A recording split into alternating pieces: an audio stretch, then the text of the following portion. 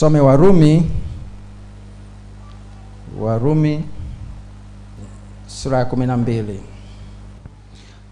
Kwa kuwa kama vile katika mwili mmoja tuna viungo vingi, wala viungo vyote havitendi kazi moja.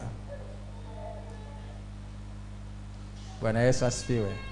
Kama mwili ulivyo na viungo vingi, na sio kwamba vyote vinatenda kazi moja.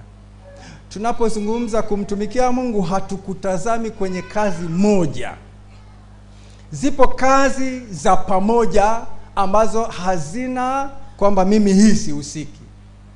Kwa mfano, utumishi kupitia ibada, hiyo ni fungu la kila mmoja. Huwezi kusema mimi sijaitiwa kuabudu.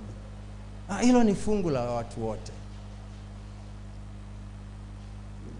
Lakini pengine huna neema ya kiinjilisti, lakini hiyo haimaanishi kutokuwa mwinjilisti basi hauna cha kufanya. Na wewe una namna yako ambayo Mungu amekupea, na mwingine ana namna yake ambaye Mungu amempea.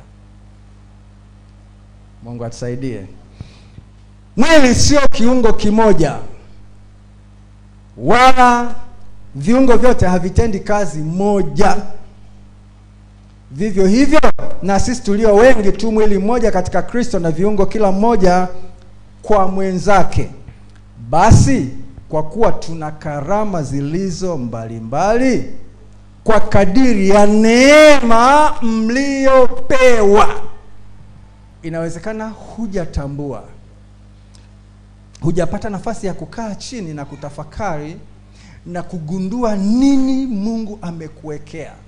Kuna kitu gani ambacho kwa hicho umeshikwa katika Kristo, kwamba ni fungu la utumishi wako katika kujenga mwili wa Kristo na katika kuwezesha kazi ya huduma ya Mungu ambayo tumeitiwa kwayo. Lakini kila mmoja ana neema kwa jinsi yake.